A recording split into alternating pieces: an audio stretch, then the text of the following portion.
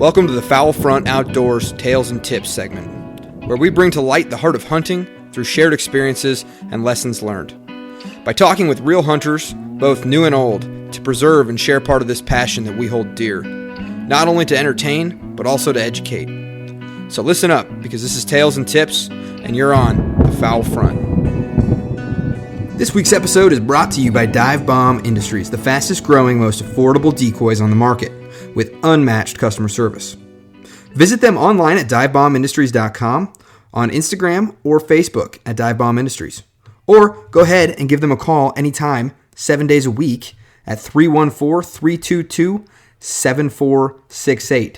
And go ahead and use the promo code FOULFRONT, all undercase with a space in between foul and front, for 10% off your next purchase of Dive Bomb decoys. This episode also brought to you in part by Hunt Hickory Creek. And new to Hunt Hickory Creek this year is their Central Kansas Lodge. They're going to be running hunters from the end of October all the way through January. And their main hunting area is located between Quivira National Refuge and Cheyenne Bottoms. Now, Central Kansas is a special place for waterfowl hunting. And during the peak migration, these refuges hold hundreds of thousands, if not close to millions of birds at one time. So for your chance of a hunt of a lifetime, head on over to hunthickorycreek.com, because if you're going to hunt Kansas, hunt Hickory Creek. Hey, and don't forget, Hunt Hickory Creek still has that veteran hunt going on right now. So head on over to their page, check it out. Really cool stuff. And go support the troops, and go support the people that are supporting the troops. All right, today we're talking all about getting permission and finding places where you can hunt ducks and geese. Though it's important to have ducks and geese to shoot at, it's also really important to have a place from which you can go out and shoot these ducks and these geese from. So to me, it's all about finding land first, suitable land first, and then working the birds afterwards. Like I've said many times on this podcast, it is my philosophy that I'm a little bit more seasoned at finding properties to hunt on, and that I have the resources and found the time.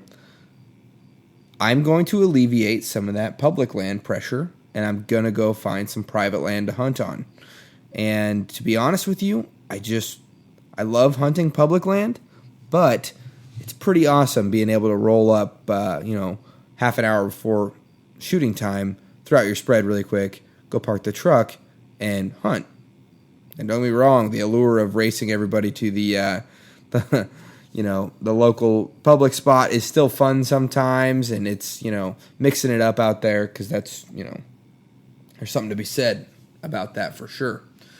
But the ease and convenience, and to be quite honest with you, the reality of being a family man, sometimes public land is the only way I get out on a Saturday morning or a potential Sunday morning. So I'm tasking you with going out and trying to find one private land spot, and I'm going to take you along in the truck with me today. Got some field recording gear, so you're going to be hearing a lot more recordings from the field, the blind, the truck. We're going to get a little bit, real and raw with it, and I'm going to kind of take you along with what we've, got going on this season. And so today, you're literally riding around with me as I go secure some permissions. It's a little late in the summer to be, or early in the fall, I guess, to be kind of locking some of these down. But I had last week I had a pretty sweet setup, and I called the guy, and, well, it fell through. And so something that I, basically was counting on all summer kind of jumped away from me. So now I don't have that anymore, and kind of found myself struggling with where I was going to, be able to hunt on private land this year, and had to go hit the whole approach up again and cover a different area. And you guys are going to, reap the benefits, hopefully, When I recorded this, I had not yet gone out, so I'm really hoping that this fleshes out nicely for me and that I don't stop by all of these spots and totally get skunked. But before we get into the beef of today's episode, let's go ahead and spend some time with our partners and hear a little bit about what they have to say. Hey everyone, Austin here with Colorado Custom Game Calls. Are you looking for a duck or goose call for next season? Are you a budget hunter? Well guys, let us know over here at Colorado Custom Game Calls. We provide high quality calls at affordable prices. We are budget hunter friendly. Whether it be the colors of the resin, the colors of the band, do you want something in your call? It's your call. You get to build it from the ground up. So guys, make sure you go check us out on our Facebook and Instagram and on the web at coloradocustomgamecalls.com. I start off on Google Maps.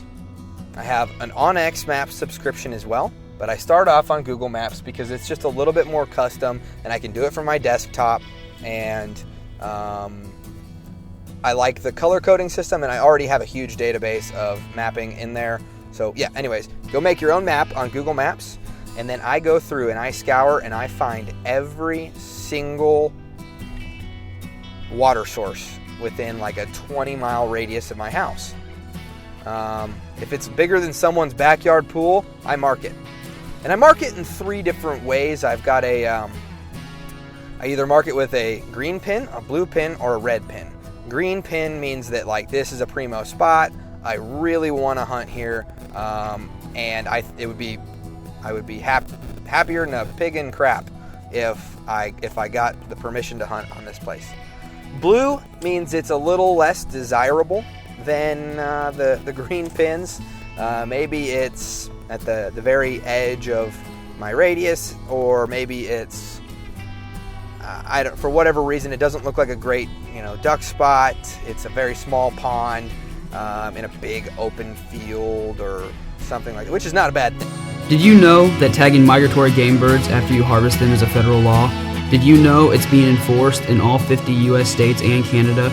Well, Toe Tags LLC has just a solution for migratory game bird hunters, a waterproof tagging solution that meets all federal tagging laws.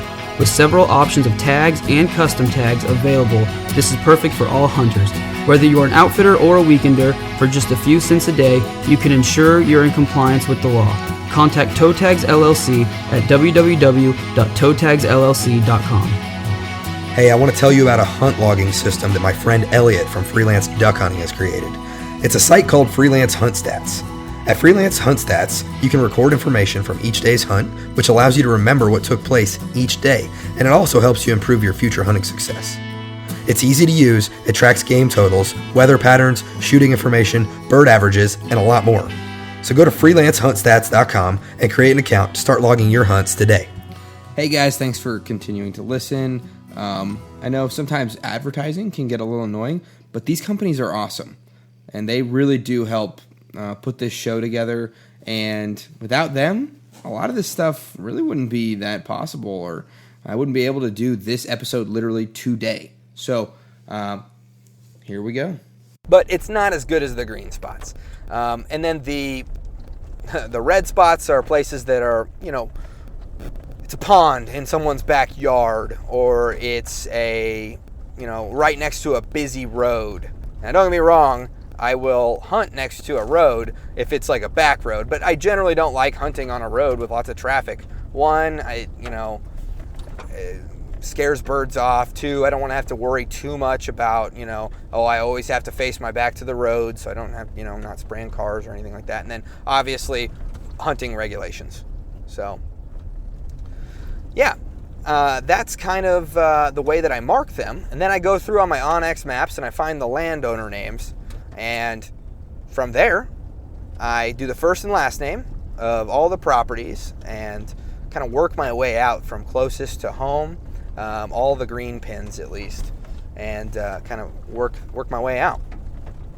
Once I have all the names filled in, I go through and I basically, divide it up. If I've got an hour to devote to doing it, I will, spend that, hour or 10 minutes or that day even, trying to find that landowner's contact information.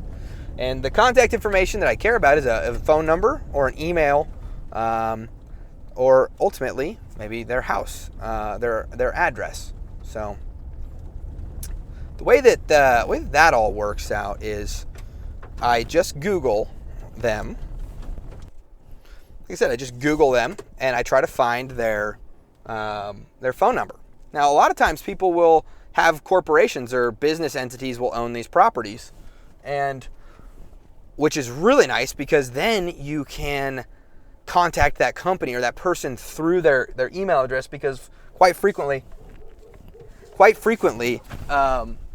you will have their email address or phone number associated with that company name, and boom, right there on the internet, super easy. Whereas if it's a personal listing, it's a lot more difficult because the white pages on the internet are kind of hard to work sometimes and don't always have the most up-to-date information. And then in addition, you can also whip out a phone book, literally a hard paper phone book. And sometimes these things are nice. Phone numbers are nice, but I think personal resident addresses and email addresses are even better. For some reason, people like to turn you down on the phone, and it's a lot easier to turn you down on the phone than it is before you can get your whole spiel out to them and kind of explain why it might be beneficial to them to let you hunt on their property. If I can't find an email address or a phone number, I will look for their personal residence. And one way to do that is to find the landowner's name. Obviously, you've already done that. Go ahead into your onX Maps and search that landowner's name again, and voila, you'll find the properties of which they own. Look for a house that looks like people live in it, and go drive to that location and do a knock, which is what I'm doing today. One more option that you can resort to is social media. If you have a phone, you can't find a phone number, can't find an address, can't find anything of that nature, plug that person's name into Facebook and kind of go on the search bar to see if they're in your area and reach out that way. Sometimes it helps to do a friend request. Sometimes it helps to just send a message. But it seems like every time I call a phone number from the internet, I end up either being like, this number is no longer connected, or it just rings forever and I never get anybody on the line. I would say out of percentages, it's probably like 1 out of every 10 phone numbers I find is like valid. That not the phone numbers that I find through like personal business things or anything like that. So like, for instance, I have a property that it is listed under some LLC. And I said, I searched for that LLC just on the internet, and it gave me a tax address. So I typed in the tax address to Google. The Google then said, "Oh, hey, it's this business." I said, "Okay, sweet," and had a phone number and contacted that person via that method. But like I said, it's a lot easier for people to turn you down over phone or not let you get to your spiel. So you really have to work on not your sales approach. That sounds bad, but that's pretty much what it is. You're selling yourself to these people as a responsible, safe, ethical hunter that's going to be a good steward of their land and not be a pain in their butt. So yeah, I'm actually rolling up to a property here shortly. Oh, this isn't good. So one other thing that I also evaluate my hunting spots on is cell phone service. And right now I'm in a no service zone, which is not great for a family man. So this might go from a green spot to a blue spot on my pin. And obviously if I get permission here, that's good, but it's just one thing to consider. Interesting. Glad that came up. But anyways, okay, I'm pulling up to the person's address right now. I'm going to hop out and let you know, give you a play-by-play on how it went down. All right, so while I'm in there talking to this landowner, I'm going to go ahead and I'm going to give you a little rundown on the Google Maps, why I use Google Maps and OnX Maps. OnX Maps has a lot of great functions and tools and everything that you need on there, but Google Maps allows you to custom code, like I can color coordinate all these things, and then I can have all these different layers and all this other stuff, and I like to be able to look at it while I'm at work and all that other stuff, and it's got a lot of different functions. I think they can both be used side by side. All right, looks like I'm walking back up to the truck right now, so let's see how it went. Okay, so I spent about 15 minutes talking to this landowner. Kind of a sad deal, really. So I had noticed he owned a kind of a big hay field with a big pond in the middle of it. And couldn't find his phone number, couldn't find an email address, couldn't find there was no tax address associated with that property. So I reverse searched his name in OnX, and I found another property that he owns, and it had a little farmhouse on it. So I went ahead and I went and drove up to this farmhouse and knocked on the door. Waited there for about 2 minutes, started walking away, but then he came up to the door, and I've had this happen several times to me. So I start talking to the landowner, and I said, "Hey, my name's Ben.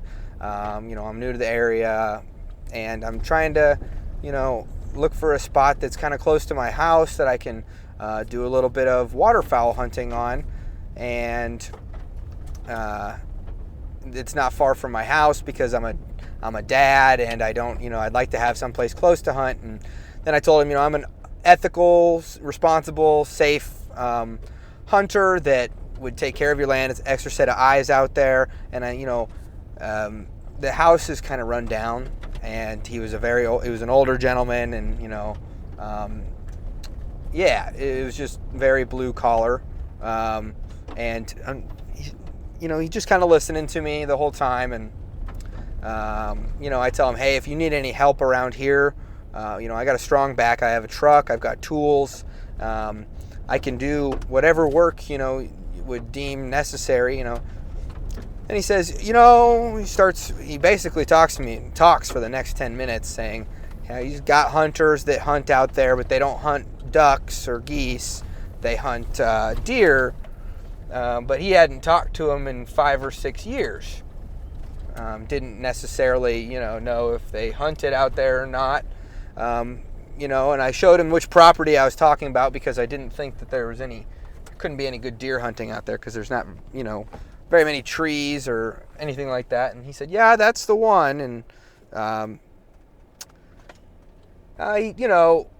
escalated it. I said, I would, I'd be able to, do whatever work you want, and it would be just me, and at most, another person. And then he said, yeah, no. He kept going back and forth. So I finally said, hey, would I, maybe I could do all that and pay you, $200. Because folks, I'll tell you this, if you're thinking, oh, $200, whatever, don't go buy a new shotgun. Don't go buy, new decoys. If you're going to spend some money on something, spend it on opportunity and, prime hunting spots. And $200 ain't really nothing out of a hunter's budget, with what we end up spending on decoys and guns and ammo, all that stuff. $200 can go a long ways to get you a decent hunting property, especially this one. This is one of my premier green pins, as it were. And at any rate, he just he didn't really understand, I don't think, what I was offering or telling him, because he was a little bit older. Like, he was pretty old. And you run into a lot of that, and he might have thought I was being mischievous or something like that, but he was pretty guarded, and it ended with him saying, "Well, I'm not sure, I don't think so." And so I left him my phone number, and I told him if he ever needed any work done around the place, to just give me a phone call, and we'll go from there. So unfortunately, it didn't turn into something this season. Maybe something next season, or maybe I can just help a guy out, and maybe that'll turn into something else. I did, I asked him if he had any neighbors that would be, perhaps interested in letting me hunt, and didn't really seem like he knew his neighbors too well. So I just kind of, all right, on to the next house here. So my next property is it's about a 5 or 6 acre pond, and it's definitely a family thing. There's a bunch of the same family name around here, and I'm gonna go and see if I can't try to find one of their houses. There's about 8 of them, and see if I can't get permission to hunt on a couple of their little farm ponds out there. So another thing that goes a long ways, if let's say you already have a permission, around Christmas time, go take them something, go take them a piece of, go take them a pie or a ham or something like that, because they'll remember that stuff. And honestly, if it's just a permission and you're not paying anybody anything, you kind of owe these people. So for sure, what I'm finding is that around the area that I live is that there's a lot of people out here that are big deer hunters, and I think that landowners immediately think, oh, somebody hunts on my land already, they're deer hunters, and I wouldn't want to ever bust anybody's deer spot, but there's a lot of water holes around here that are not getting, I don't think, hunted too hard by the duck hunters, just because of the deer hunters. So, but we'll see. All right, I'm pulling up to the next house right now, and we will go from there. I'll be back shortly. All right, so I just stopped at this gentleman's house, and I want to say a quick note about timing on when you go to people's houses. I've found that Saturdays work really well for the weekends, but only from like 1 p.m. to 5 p.m. Just because usually in the Saturday people go to town. Saturday morning they go run errands and things of that nature, but then they come back and they think about your typical Saturday, right? Usually wind up back at home around noon or something like that, but just one of those things to keep in mind. So anyway, this gentleman, I pulled up to his house, and he said, well, I don't actually, he's like, this is the only property that I truly own, but that his brother down the road owns the pond that I'm actually looking to get on.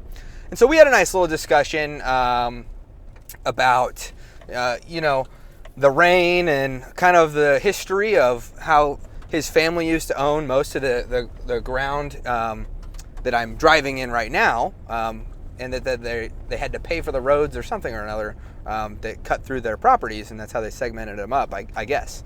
But at any rate, so he's sending me over to his brother's house, and I'm going to go ahead and try to get permission from him. And one thing that a lot of people think about, they say, well, we're running cows out there, and that's always kind of a tricky thing, because you kind of have to tell the landowner, well, I don't really necessarily like hunting around cows, just because if I'm going to sit in a layout or something like that, but it's not an end-all be-all for waterfowl hunting. I think for deer hunting, probably, maybe. I wouldn't want, to, oh, hey, there's a bobwhite quail on the road there, and the dove are flying pretty good around here too. So, but at any rate, cattle. There's a lot of different ways to go about with cattle, and people get pretty nervous about you shooting a shotgun near their cows, and you kind of just have to explain, to them as best you can, like, hey, ain't no bird,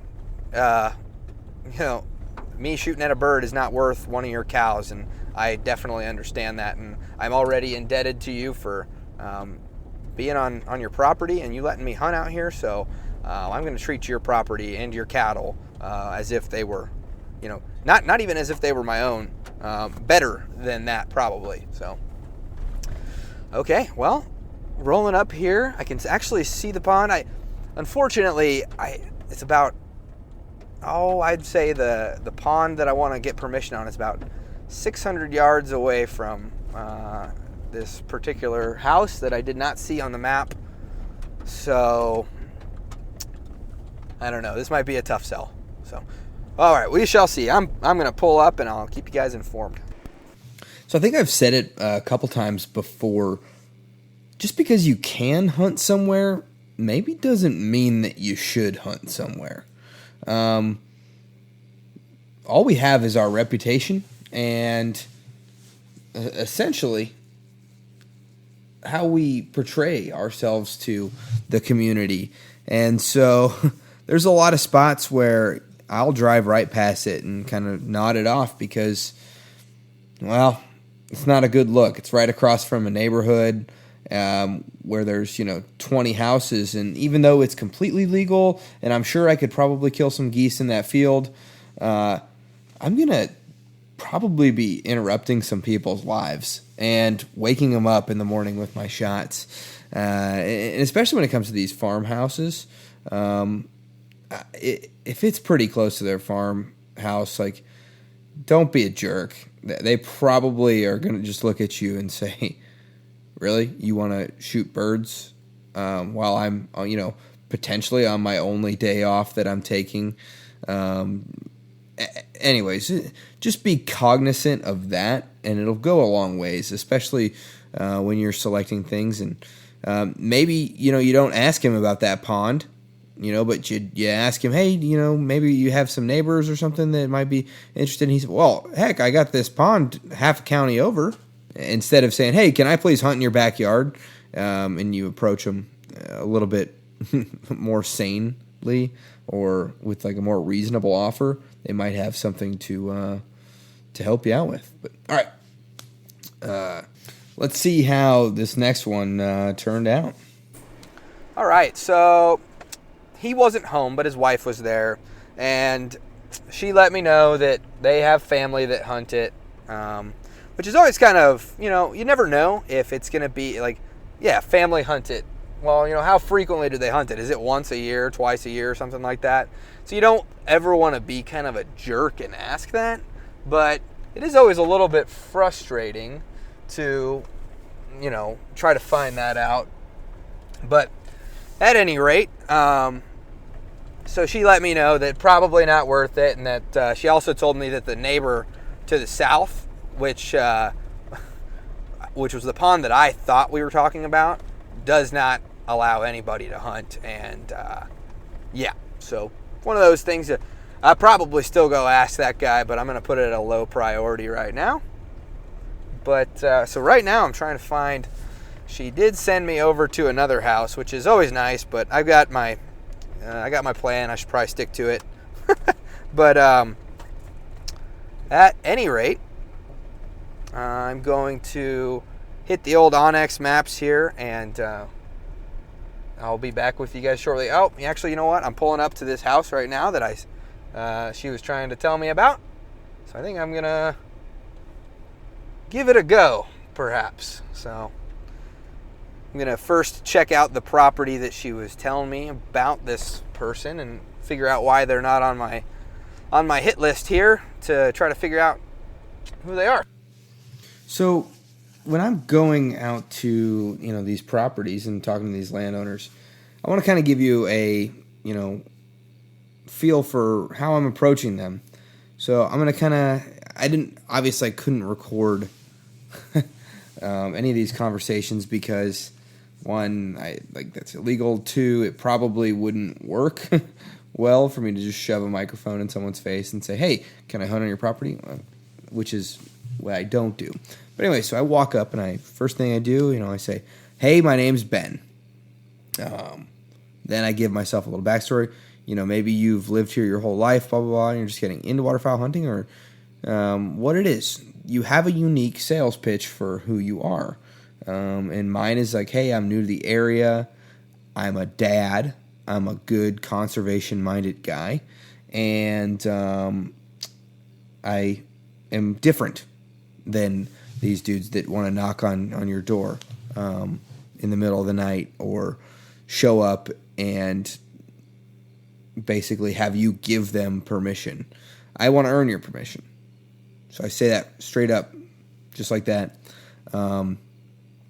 and so, I look around, hey, you got fence that needs to be moved, you got stuff that needs to be hauled out. Hey, you see that pile of junk that you have over there? I can put that onto a trailer or something for you. Because there's so many projects around a farm that just go years and years and years, and because they think to themselves, we'll do it next year. Hey, it's just really not that important. I'd really like to get it done. And you can be that guy. In an afternoon, you can do something that is very valuable to these guys. A lot of the mid-level farmers, they don't have a lot of money. They don't have a lot of time, and they can go like make more money, but they can't go make more time.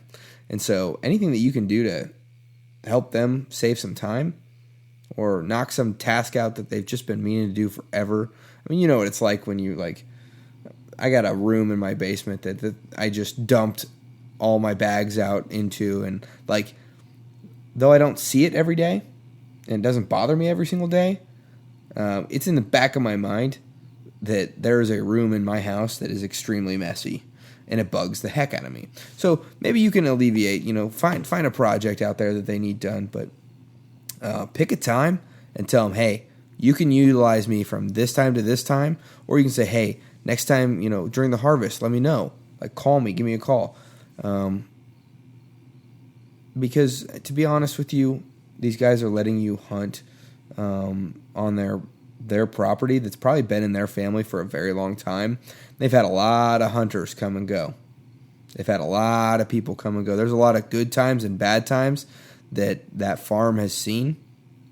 And, who are you to just walk up into it and, take? Go ahead, give a little bit, offer yourself. You might not be the strongest guy. You might not be that handy, but there's something that you're good at that you can offer to that person. So give, and you shall receive. So, well, let's see how this one shakes out. Okay, well, I've been out of the truck now for about an hour, and that went really well.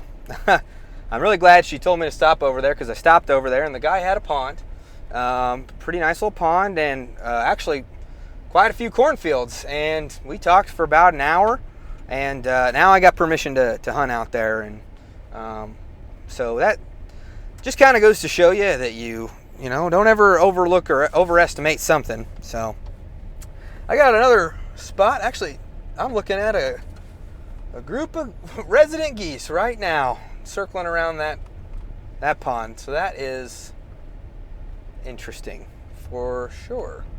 So, well, I'm gonna go ahead and I'm gonna push to this next farm pond. It's actually not too far away, but yeah, we're doing pretty good. So we got one down, so that's not bad. Quite pleased with how that turned out. So going back on it, the way that one played out was actually very interesting, because the guy was out in his tractor, and I kind of just led off with saying, hey, giving him an introduction of who I was, and telling him, because I said he was doing a lot of work today, and I said, hey, do you need some help around here? Because I'd definitely be willing to help you out, and hopefully earn your permission on some of these ponds. And he kind of gave me the one up and down, and we started talking, and he asked, I got to pick up, and I got a strong back, like I said, and I got tools. And he said, well, I got some fences that might need moving. Would that be something you'd be interested in doing? And I told him, hey, absolutely. I said, all we got to do, let's schedule a good time to do it. And he said, okay, sounds good. So I'm going to go move a fence for him probably next week. And yeah, should be good. And it's a little pond, but it's got a lot of corn around it, so that's good. So hopefully this leads into another success here. So we had talked a little bit about in the beginning of this episode about how phone calls can kind of be hit or miss. So I think it's very easy for someone to turn you down and not really give you the time of day on a phone call, because you're not putting the vested interest to find them. And the other thing too is that you can get cut off pretty quickly and basically ditched to the side pretty quickly, where maybe in person someone's a little bit more willing to hear your entire story out.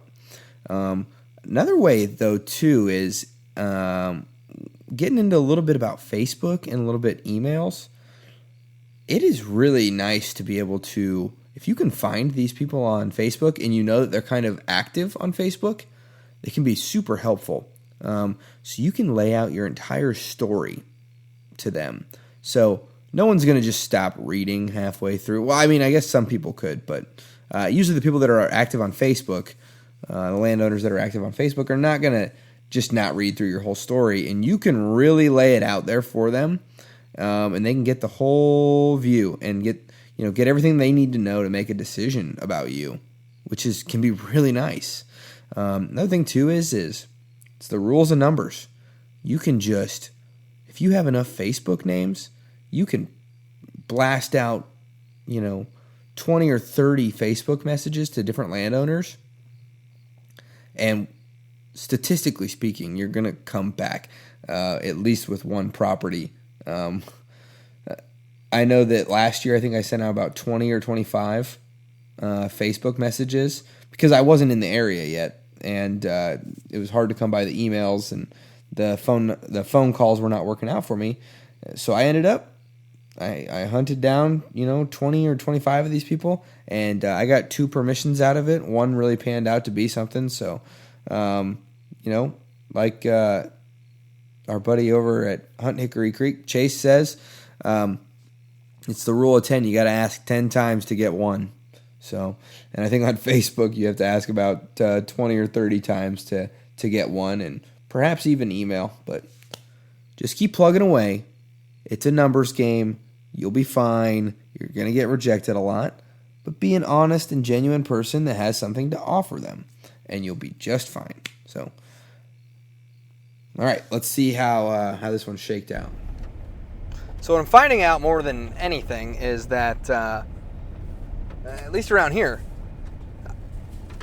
all you have to do is find one of the neighbors who's going to point you in the right direction. So that person said no, but she's telling me to go find this guy here at the end of the road who, I don't know how I missed it, but 2 decent-sized ponds right across the road from the place that I was scouting. I think it was just that I got so pinpointed and saw this person's pond. I didn't even see the other 2. So we shall see. I'm going to go inquire about these other 2 little ponds that look to be actually pretty promising. So I guess it's all about making friends out here and just being nice and genuine as possible. So. All right. So it really does, a lot of this prior work does come from a little bit of sleuthing. I think that's how you say that word. Some real Hardy Boys stuff. But Hardy Boys meets like 21st century. It can get a little creepy when you're searching for people online, and you end up finding a lot more about them than they would probably actually be comfortable with. So don't present that information. Some people don't even like when I pull up my OnX maps and show them like, oh, this property right here, and it has their name on the property, and they go, what is this thing? And then you kind of have to explain to them. So it's really, don't lie to anybody, but, just say that you're out looking around for different hunting properties. And 'cause some people just really don't take kindly to being like sought out and found from the internet or some app by a hunter. It's just, think about it. Think about it if it happened to you, if someone like rang on your doorbell and was like, hey, hey, you, first, last name, like, I noticed that you own this, piece of ground over here on the next block. You'd look at that person and be like, well, that's kind of creepy. So, and that can obviously put up a wall in front of them it will be much harder for you to break down or hurdle. So be careful on how you present your information. So, all right. Well, I know because I was there earlier, but I just pulled up to that house, and so let's see how it shook out. Okay, well, I just had a pretty negative experience. Walked up to the house and knocked on the door, and the guy basically but as soon as I said, hey, my name's, Ben, blah, blah, blah, I gave my little spiel, he said, oh, you got about 2 minutes to get off my property. And I said, okie dokie. And turned around and walked out. So you'll have that. And it's really not worth getting all huffy about. You got some wins, you got some losses. You're going to have people that just, really don't care to talk to you, and they're doing other things, living their own life.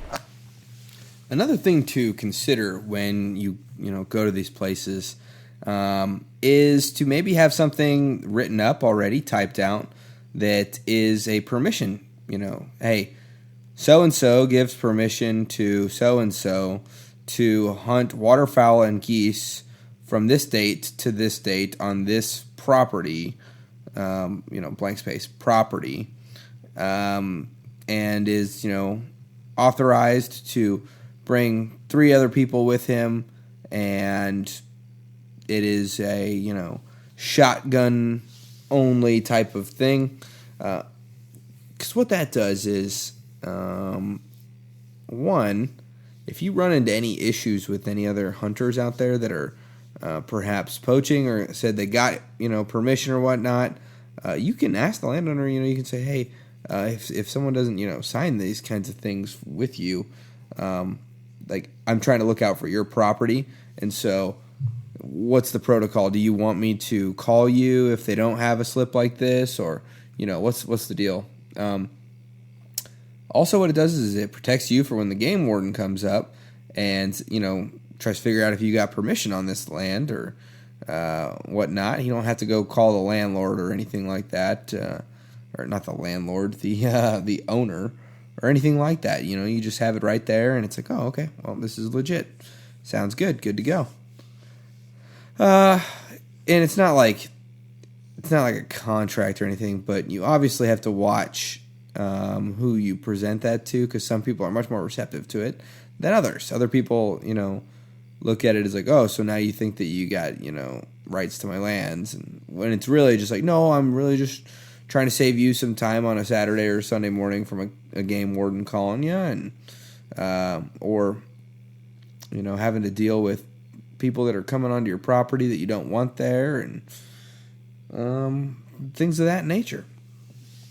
Also, it is usually good to bring along a standard indemnification forms, or not indemnification, like a waiver, like a liability waiver. Like, even though it doesn't hold that well up in court, if you're a jerk and you break your ankle out on their property, and you still want to go sue them, they could still technically be liable or whatever, or claim it on their insurance. But it's a much weaker case if you have signed one of these waivers, and that can go a long ways to show a landowner that hey, you know what, I understand that you're giving and I'm taking in this situation, and so I want to take as little as possible from you, and I'm trying to give you a little bit of peace of mind in that I'm not going to screw you over or mess with you. So, but that about wraps everything up for this scouting episode. So I guess I'm going to go ahead at this time and thank the sponsors. Well, as always, this episode was brought to you by Hunt Hickory Creek, and Hunt Hickory Creek is doing something pretty cool. Like we had mentioned earlier on in the episode, they are doing a veteran hunt for the guys that guys or gals that have served their country dutifully, and Hunt Hickory Creek wants to give back to them. So head on over to Hunt Hickory Creek's Facebook page or Instagram and like it, share it. nominate somebody. But beyond that, we've got Freelance Duck Hunting. Freelance Hunt Stats, I should say, is a website that you can basically plug all your data into after you get done with a duck hunt. And instead of it being like a journal, where you just write something down, then you have to go back and look through the stuff, it compiles all the data for you. It takes your journal and makes it something that you can actually analyze and evaluate. So go check them out, and they got a pretty good deal going on right now. We've also got Dive Bomb Industries. Dive Bomb Industries is still got the 10% off foul front code, and honestly, they've done quite a bit for our listeners, getting everybody into a spread, and a quality spread of decoys at just the right price point. It's amazing what your money can get you, and you will not be dissatisfied if you go hit up the Dive Bomb Industries decoys and then get another 10% off. We've also got Toe Tags LLC, and Toe Tags LLC, they are here and dedicated to keeping you legal. So for just a couple cents a day, I think it's like 25 cents a day or something like that, you spent all this money on gas, hunting licenses, shotguns, decoys, permission. Hey, why are you not going to go that extra 25 cents a day or a hunt to make sure that you're being legal and have these easy to fill out forms little tags that you put onto either your tote strap or the birds themselves. It's silly. Why would you spend all that money to get a $10,000 ticket, or not be able to hunt for 5 years, or just get in trouble? Tagging laws are a real thing. Hey, we've also got DocsOutdoorSupplies.com. Hey, we're about to do a big motion decoy episode, so head on over there, because they've got a lot of motion decoys, and admittedly, that's my dad's website, and it's DocsOutdoorSupplies.com, and if you enter the code FOULFRONT18, all undercase, one word, you get 10% off, and there's some big box stores out there that show you one price, and then by the time it hits your credit card, after all the shipping and handling, taxes, all that stuff, you're in for it a lot more than you thought you were, and that is not the case with DocsOutdoorSupplies.com. Gives you a standard rate. He takes either a hit or a profit on it, depending on where you live or what your tax situation is, and yeah, pretty good deal. And last but not least, we've got Colorado Custom Game Calls. And Colorado Custom Game Calls, they're making some really good stuff, and basically you can get anything you want customized on there. So, all right, folks, I hope you enjoyed this week's episode, and please go give us a rating on iTunes. Even if you think we're a 4-star kind of people, that's fine. Give us the rating. Hit me up with what you think of the show. Give us a comment. Go in there and actually write what you think about the podcast. I can't tell you how valuable that stuff is. There's something that you don't like about it, or something that you really do like about it, you can hit me up anytime you want. So head on over to the Facebook group and get involved. And teal season is right around the corner. I want to give you a little sneak peek, but you're going to be hearing this on Wednesday, and on Saturday I'm going to be up in Nebraska hunting teal with a very close friend of the show, and he's got his own podcast, and he's got his own YouTube channel. So this is going to be a good one. We got a nice spot picked out, and we're going to hit on some teal, and then I'm going to go tailgating and hang out with some family, and we're going to do an episode live from the blind. Okay, I shouldn't have said live, because that would be pretty difficult. Maybe I'll do some Instagram stories, but we're going to be recording an episode in the blind, and then you will hear it the next week. So I'm super pumped about all this. It's going to be great, and I'm just excited to finally go out and start shooting at ducks instead of talking about them. Still going to talk about them, just going to take a couple pauses here and there to shoot at them. So, all right, I hope this episode found you in time and that you're able to go secure a couple locations in which to hunt on some private land. And, well, from everyone over here at the Fowl Front, stay safe, good luck, and I am super excited to hear from you. Thanks for listening to this week's episode of the Fowl Front Waterfowl Podcast. Please come join us on our Facebook group, the Fowl Front Waterfowl Podcast group, where you can connect with a good group of hunters, because we're all in this together. We need to act like it so that hopefully our great grandkids will be hunting ducks over our favorite public lands. We also ask that you go ahead and give us a written review on iTunes and give us 5 stars if you think we deserve it. And we really do want to hear back from you so that we can give you the best possible content. And if you get in on that Facebook group, you can get in there and you can ask questions and you can tell us what you want to hear next, or you can tell us what you don't like. And we'll be sure to tailor things to our listeners. So, all right. Stay safe out there, and we will see you next week.